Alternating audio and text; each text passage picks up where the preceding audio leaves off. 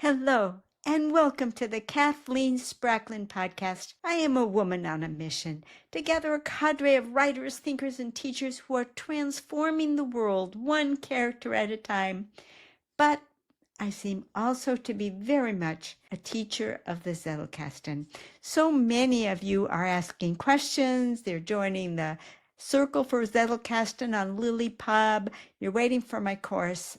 I am overwhelmed. I wish I could go faster than I am going, but I'm working on it, and I really, really appreciate your feedback. Well, today's podcast comes directly out of feedback.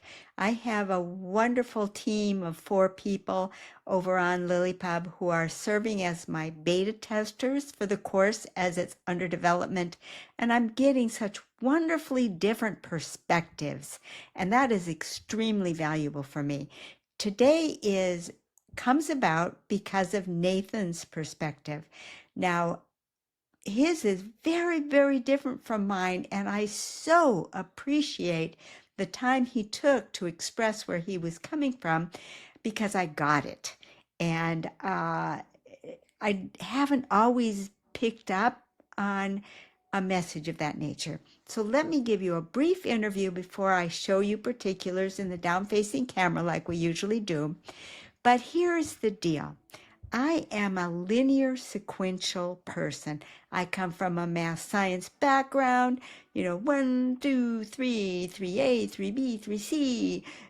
Everything is linear.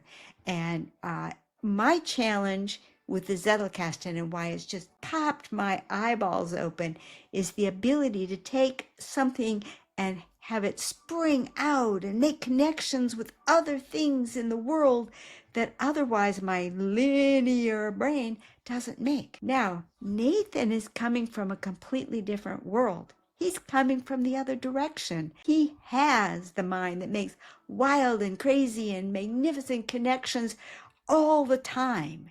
That's what he's got innately. And what he's hoping that the Zettelkasten will give him is a sense of order so he can capture all this wildness and pull it together into a box and see it in a box and look at it in one place and make sense of it as one organic thing. And I just thought that was so amazing. How could I have been so blind to that entire possibility? I had thrown out all of the wonderful things that I thought a Zettelkasten would give someone, and then to hear back, well, yeah, that's what I bring into it. I'd like the other side, please. So it occurred to me that this might be maybe one of the best possible reasons for keeping categories. And so what I want to do is talk a little bit about how categories might function in that way. And bear in mind that what I'm basically trying to say is that what I have as my native way of looking at things, I'm going to, I hope, try to help people who are at my aspirational level come down to my little box level. I'm in awe of people that have that creative power. I hope I can express that adequately to someone with a brilliant creative mind.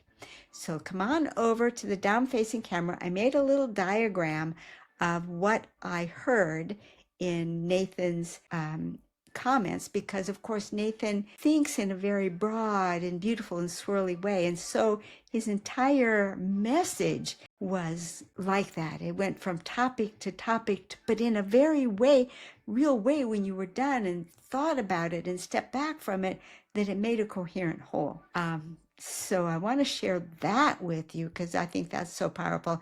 And then I want to talk very practically about how categories might help to take all of that wild and magnificent brilliance and squish it down into a box when you really need to have it in a box. So come on over to the down-facing camera. I think this one's going to be a lot of fun. See you over there.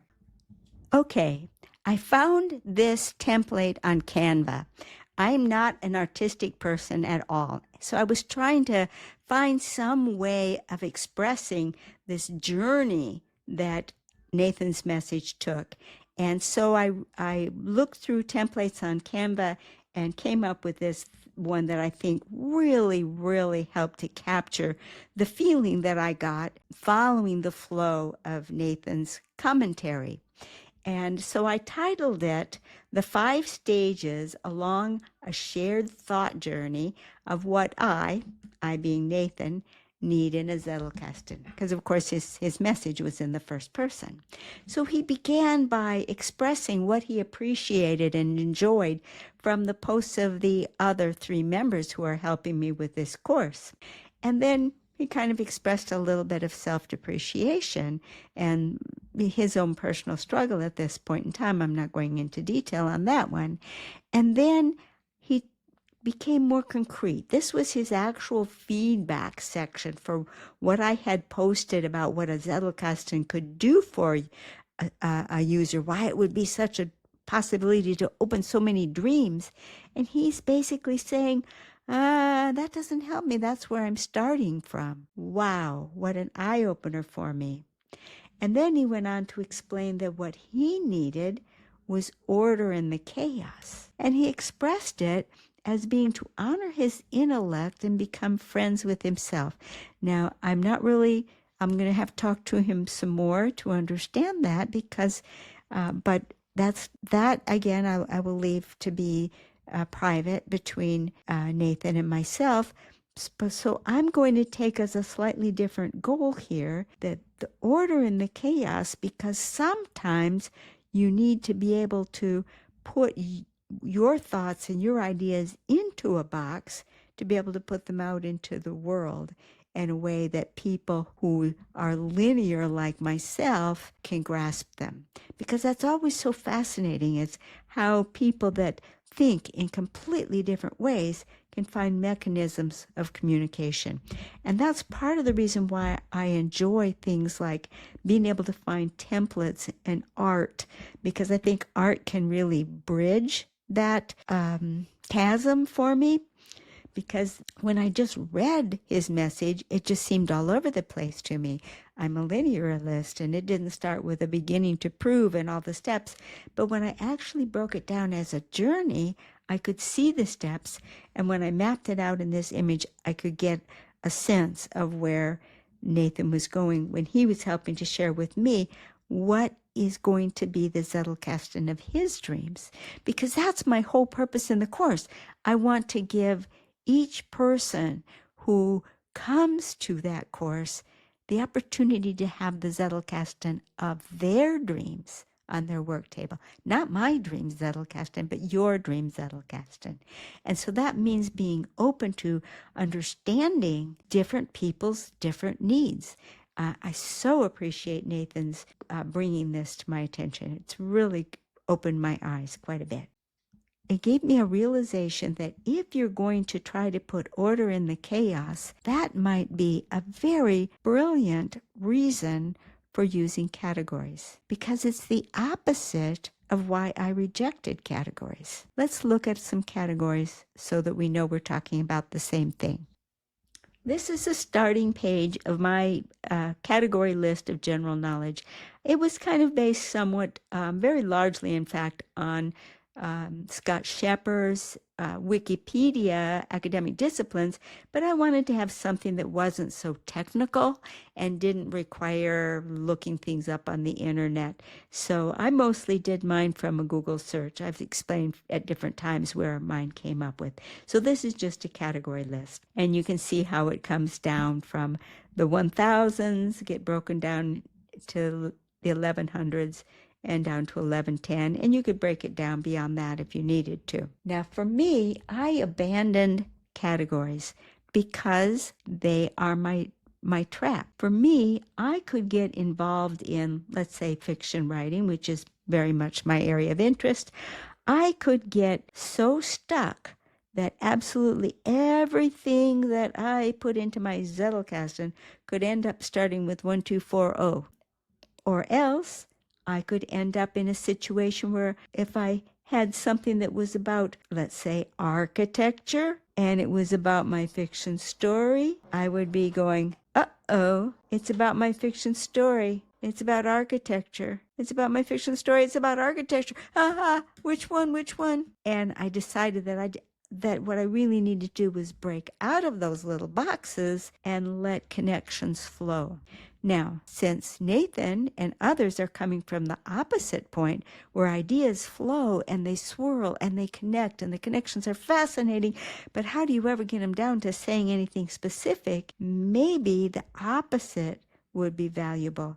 Maybe these categories would help Nathan find a way to capture his thoughts and pin them down enough so that eventually when he got more than one thought in a specific area, he could start dealing with thoughts that would help remain a little more confined. And it would help him if he has an area that he's specifically working in where he knows he has a contribution and he wants to make that contribution, he could make sure that he's watching for how that area is developing. And is he feeding it enough information to help that area grow as it needs to grow?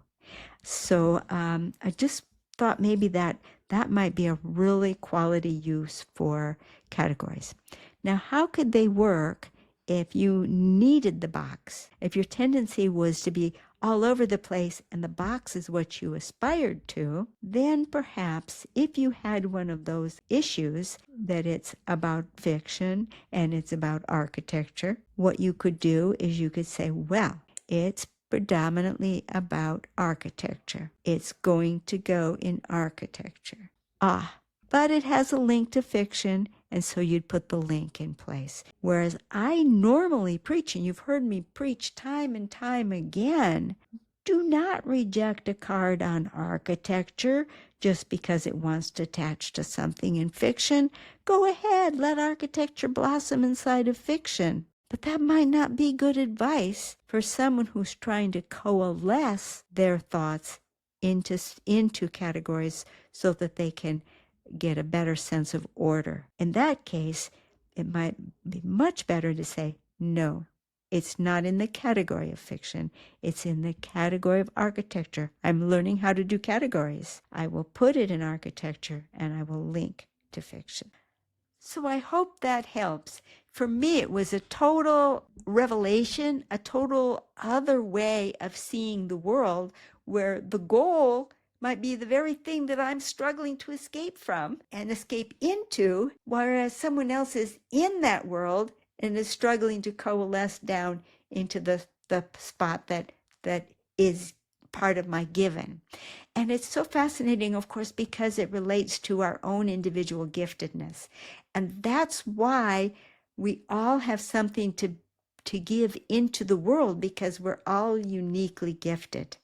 And we need to express ourselves in the world because we can express ourselves in a way that someone can hear that another person won't be able to reach them.